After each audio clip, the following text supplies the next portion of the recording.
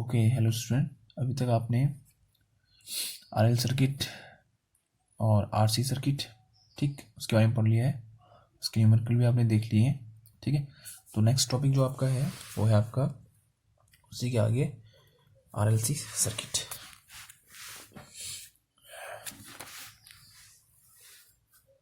ठीक है, RLC circuit. ठीक, ऐसा सर्किट जिसमें तीनों लगे होंगे, आपका रेजिस्टेंस भी लगा होगा, इंडक्टर भी लगा होगा और कैपेसिटर भी लगा होगा। ठीक है, इसको बना लेता हूँ मैं।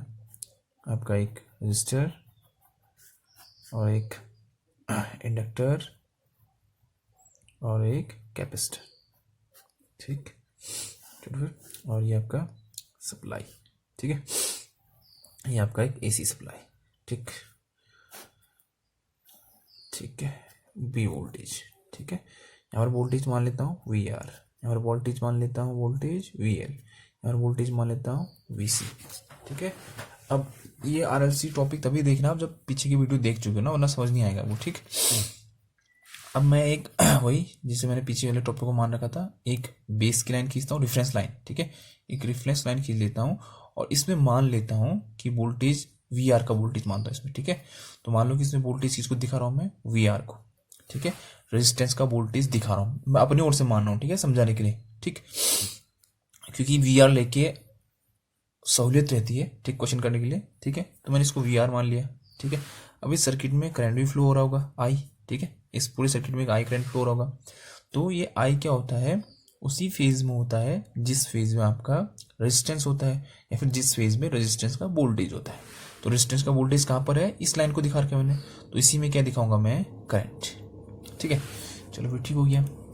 अब बारी आई वीएल की। ठीक है, मैंने आपको इंडक्टर के केस में बताया था ये वीएल वोल्टेज कहाँ पर है, इंडक्टर पे है। ठीक है, तो इंडक्टर के केस में मैंने बताया था आपको कि जो आपका क्या होता है, वोल्टेज होता है वो करंट से आगे होता है। कितना आगे होता है, 90 डिग्री। तो एक लाइन खींचो 90 डिग्री पर, तो ये आपका क्या हो गया, वी एल। ठीक, अब आई वीसी की बारी। देखो वीसी में जो आपका वोल्टेज होता है वो करंट से, ठीक है, 90 डिग्री पीछे होता है। जैसे इंडक्टर में जो वोल्टेज होता है 90 डिग्री क्या होता है, आगे होता है करंट से, लेकिन कैपेसिटर में जो वोल्टेज होता है वो करंट से 90 डिग्री पीछे होता है। तो ये करंट है, एक लाइन में पीछे खींचता हूँ, पीछे इससे पीछे 90 डिग्री, तो ये क्या हो गया, वीसी हो गया। ठीक है, तो आपके पास वीसी भी है, वीएल भी है। ठीक है, अब आपके जो क्वेश्चन में या तो वीएल ज्यादा होगा वीसी से या फिर वीसी ज्यादा होगा वीएल से। मैं यहाँ पर मान रहा हूँ वीएल ज्यादा है वीसी से। ठीक, डिपेंड करता है कि क्वेश्चन पे किसकी वैल्यू ज्यादा है। ठीक है, मैं यहाँ पर लेट कर रहा हूँ कि जो वीसी है वो ज्यादा है किससे, वीसी से। ठीक है, तो देखो इस पॉइंट पे देखो, आगे तो वी आर है, चलो कोई बात नहीं। देखो ऊपर को जा रहा है वीएल, नीचे को जा रहा है वीसी। ठीक है, ठीक हो गया ये आपका वीसी।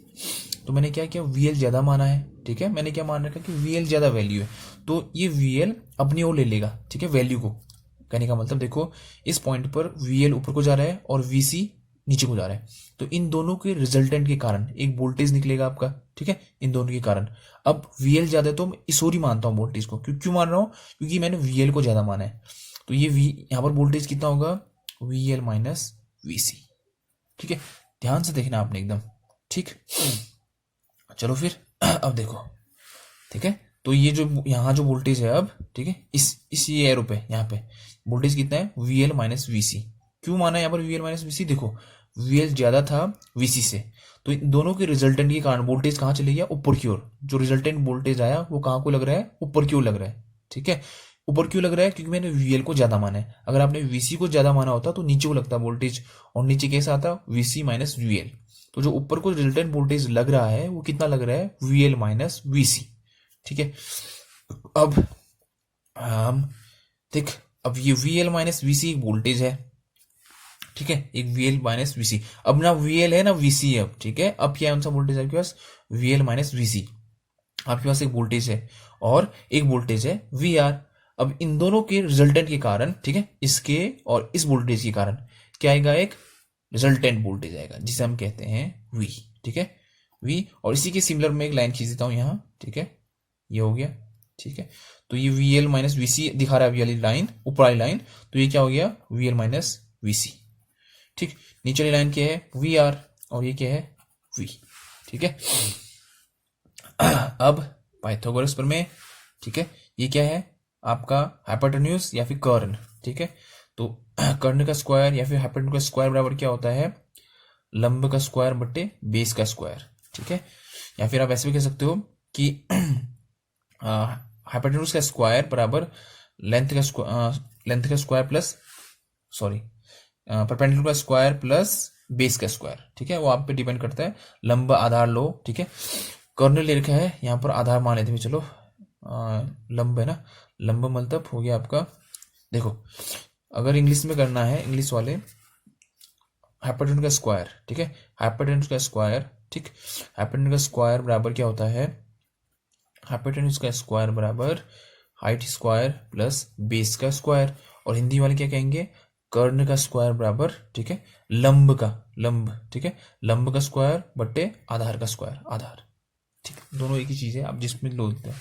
अब देखो कर्ण या हाइपोटेन्यूज की जगह क्या है, वी, तो वी का स्क्वायर बराबर लंब को हो या फिर अब हाइट को कितना है, वी एल माइनस वी सी का होल स्क्वायर। ठीक है, चलो फिर ध्यान से देखते रहो। अब आधार, आधार कितना है, देखो ये आधार कितना है, वी आर। ठीक है, तो प्लस आधार का स्क्वायर।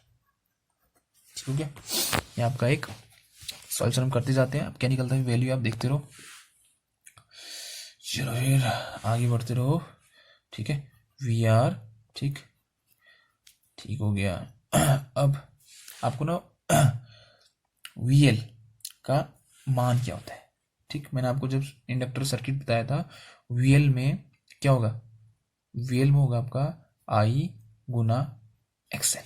ठीक है, ये पीछे कर चुके हैं हम, इसलिए जब डीप में नहीं जा रहा हूं मैं। वी एल बराबर क्या हो गया, आई मल्टीप्लाई एक्सएल, कहाँ से आया, क्यों आया, ये सब पीछे वाले वीडियोस में वहां देखना आपने।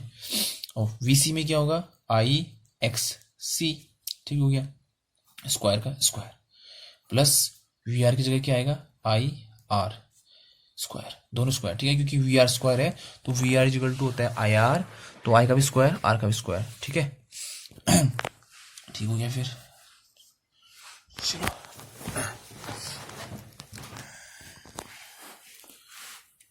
ठीक, अब वी स्क्वायर की जगह वी स्क्वायर।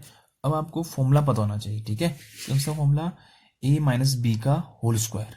ठीक, ये अलजेब्रा के बेसिक फॉर्मूले हैं। ठीक है, या फिर चलो इसको क्या करते हैं हम, चलो टू ए बी, चलो इसको खोलो मत, हम क्या करते हैं इन दोनों में से कॉमन ले लेते हैं। ठीक है, शॉर्टकट पड़ जाएगा।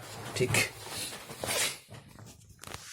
देखो ये क्या है, आई, यहाँ भी क्या है, आई।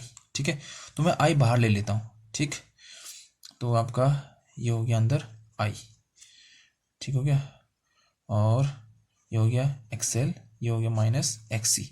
ध्यान से देखना आपने, थोड़ा सा बड़ा ब्रैकेट, ठीक है, उसका स्क्वायर, ठीक, plus I square R square, ठीक हो गया, वी स्क्वायर।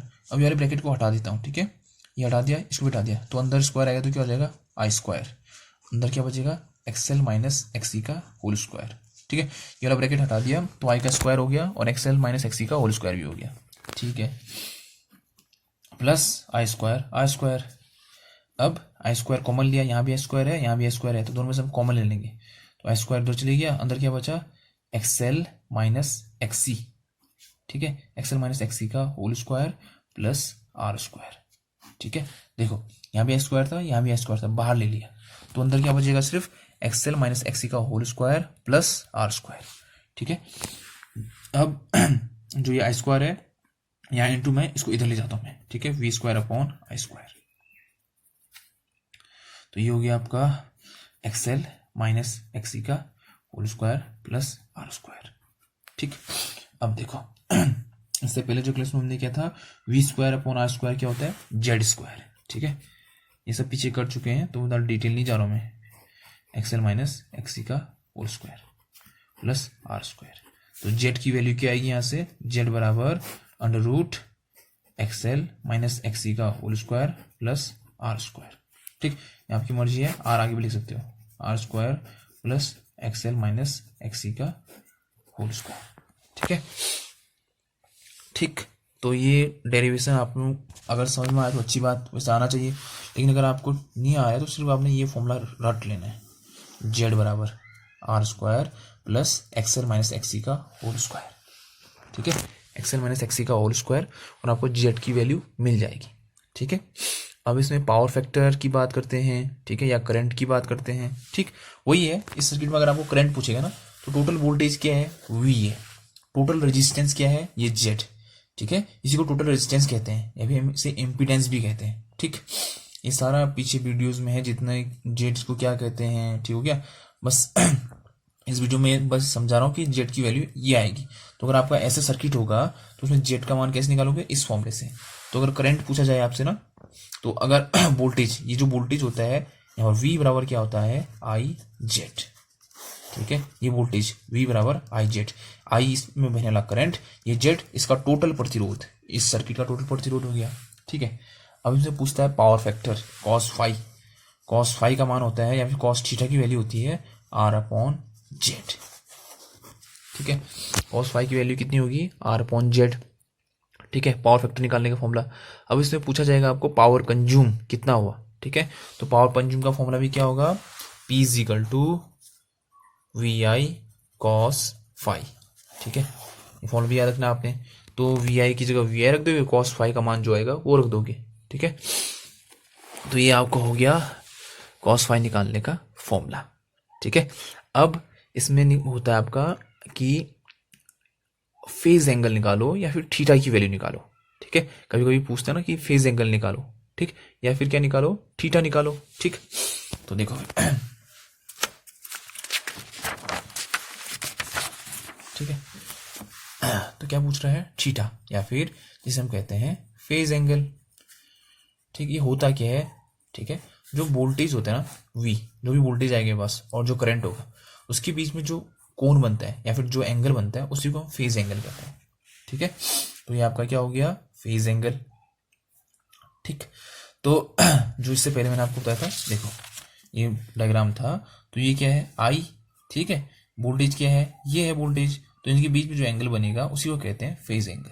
ठीक है, तो निकालने का फॉर्मूला क्या होता है, वैसे तो बहुत तरीके होते हैं, लेकिन आप निकालना टेन के मेथड से। मैंने क्या आपको टेन से बता रखा है इससे पहले वाले वीडियोज में। तो देखो टेन थीटा बराबर, ठीक है, टेन थीटा बराबर क्या आएगा। ठीक है, अब टेन थीटा निकालने के लिए आपको इम्पीडेंस ट्रायंगल पता होना चाहिए। ठीक है, तो इम्पीडेंस ट्रायंगल मैं आपको यहाँ ड्रॉ कर देता हूँ। ठीक है, तो ये आपका इम्पीडेंस ट्रायंगल है। ठीक, चलो ठीक हो गया, ये आपका होता है एक्सएल माइनस एक्सी। ठीक है, ये आएगा आपका जो ये होता है एक्सएल माइनस एक्सी। ठीक, ये होता है जेड, सॉरी जो वो मतलब कर्न होता है ना, जो कर्न होता है ये होता है जेड। ठीक, चलो इसे निकाल ही लेते हैं। ठीक है, जो हमारा फिगर था उसी से प्रूफ कर देते हैं। ठीक है, ट्रायंगल क्या होता है आपको समझ भी आ जाएगा, रिवीजन भी हो जाएगा। ठीक है, अब देखो ये आपका, ठीक है, जो मैं न्यूमेरिकल सॉल्व कर रहा हूँ। ठीक है, तो इसको देखो फिर ये ट्रायंगल है। ठीक हो गया, ध्यान से देखना है बिल्कुल, ये वी है, ये X L minus sorry V L minus V C है। ठीक है, ध्यान से एकदम अच्छे से देखना है, ताकि एकदम रटना नहीं है ना, और समझ में आ जाएगा तो आपको रटना नहीं पड़ेगा। ठीक हो गया, ये आपका वी आर। ठीक, ध्यान से इस ट्रायंगल को देखना आपने, ये वी है, ये we L minus V C है, वी आर है। जैसा ट्रायंगल यहाँ था उसी को मैंने ऐसा बना दिया। अब मुझे इम्पीडेंस ट्रायंगल चाहिए। ठीक है, आरएलसी सर्किट के लिए। ठीक, जो आपका एक सीरीज सर्किट है उसके लिए इम्पीडेंस ट्रायंगल चाहिए। तो देखो फिर हम क्या करेंगे, देखो इस वी की जगह मैं क्या लिख सकता हूँ, वी की जगह आ सकता है आई आर होता है। ठीक है, वी इक्वल टू क्या होता है आपका, sorry V equal to I Z. ठीक है, आई जेड। ठीक है, वी इक्वल टू होता है आई जेड। ठीक, कि टोटल इम्पीडेंस कितना और टोटल करंट कितना होगा, तो वी इक्वल टू क्या होता है आई जेड। ठीक हो गया, अब देखो एक्सएल इक्वल टू क्या होता है आई वी एल, वी सी बराबर क्या होता है आई एक्सएल। ठीक है, आई एक्सएल। ठीक, ध्यान से देखना आपने, वी एल बराबर क्या होता है आई एक्सएल। ठीक, और वी सी बराबर क्या होता है आई एक्स सी। ठीक हो गया, वी आर बराबर क्या होता है आई आर। ठीक है, इससे ये निकला, इससे ये निकला और इससे ये निकला। अब मैं एक ट्रायंगल बनाता हूँ जिसे मैं इम्पीडेंस ट्रायंगल कहूँगा। अब इन सब में से आई हटा दूंगा, ठीक है। चलो यहाँ से भी कॉमन ले लेता हूँ आई, अंदर क्या बचेगा एक्सएल माइनस एक्सी, ठीक है। तो ये आपका आई बाहर आ गया, देखो सब में आई है ना, आई आई सब में से हटा दो, आई यहाँ से हट गया, यहाँ से हट गया, यहाँ से हट गया, क्या बचा भाई सिर्फ जेड एक्सएल माइनस एक्सी और नीचे बच गया आर, ठीक है। और ये है थीटा, क्योंकि थीटा देखो है ना, थीटा थीटा की जगह थीटा ही रह गया, ठीक है। तो ये कहलाएगा आपका इम्पीडेंस ट्रायंगल, ठीक है। अब क्या पूछ रहा है आपसे, टेन थीटा पूछा है ना, टेन फेज एंगल के लिए टेन थीटा चाहिए मुझे, टेन थीटा का मान। तो टेन थीटा क्या होगा फिर, देखो कल मैंने आपको जो लिखाया था पंडित बद्री प्रसाद हर हर बोले, ये होता है साइन, ये होता है कॉस, ये होता है टेन, ठीक है। तो टेन बराबर क्या होता है, परपेंडिकुलर अपॉन बेस।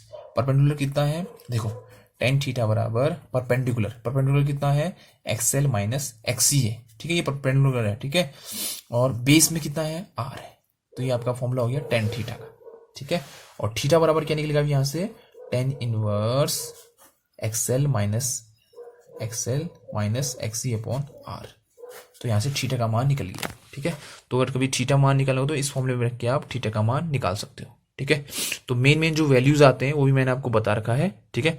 पहले वाले वीडियोस में √3 आएगा या 1 आएगा, तो कैसे सॉल्व करते हो पहले वाले वीडियोस में है। बस यहाँ पर इतना देखो कि थीटा बराबर क्या आता है, कभी कभी वन वर्ड आपके पेपर जो है टिक मार्क है तो फॉर्मूला पूछेगा कि RLC सर्किट में जो थीटा होगा ना उसका फॉर्मूला क्या होता है, तो क्या होता है tan inverse XL minus XC upon R, ठीक है। तो ये आपका हो गया RLC सर्किट कंप्लीट, ठीक है।